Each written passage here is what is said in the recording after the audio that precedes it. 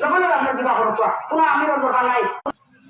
আজকে মুসলমান আমরা বুঝতে রয়েছি, আমরা গেছে বুঝতে জানার মানব মহব্বত কমাই গেছে।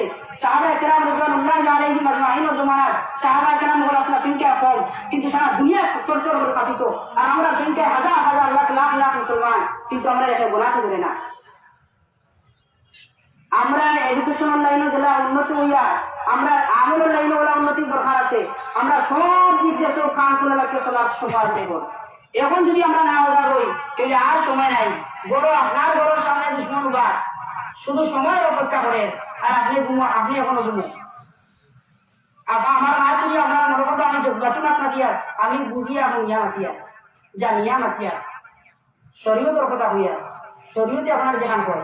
তখন আমার কথার গান করে না একটু সমাপ্ত করে সবর করতায় হাদিস আল্লাহ হাবিব সাল্লাল্লাহু আলাইহি ওয়াসাল্লাম ফরমাইতা কাআতি হুতাল লাগে নরিবার কথা। তখন আপনারা যখন সবর করতা তো আমার তো করার নাই।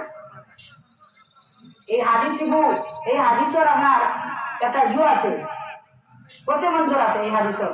একজন সাহাবা তখনকার সময় খেলাফতের সময় তার গভর্নর আসলা, তাই আরেকজন সাহাবীর বড় সামনে দিয়া আপনার নালা খুলে দিলাম।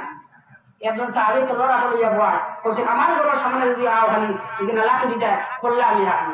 আরেকজন সাহাবা গেলা ডাকিয়া বললা ইয়া ইয়া আল্লাহ আল্লাহ সাহাবী আল্লাহ নবীর সাহাবী তুমি কিটা করা। আরেকজন সাহাবীকে তুমি কাতল করতাইনি।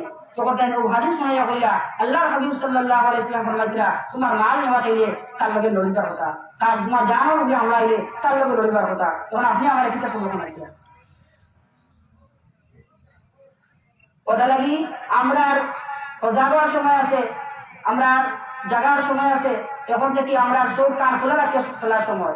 আমরা আর ঘুমাইলে হইতো না, বহুত ঘুমাই গেছি। স্বাধীনতার পর থেকে 70-80 বছর থেকে আমরা ঘুমাইয়া আর ঘুমাই যদি চলে আর শান্তি হইতে রায়। আজকেও মিনিটও আমার করতে পারবে না। মিনিট প্রশাসনে আমরা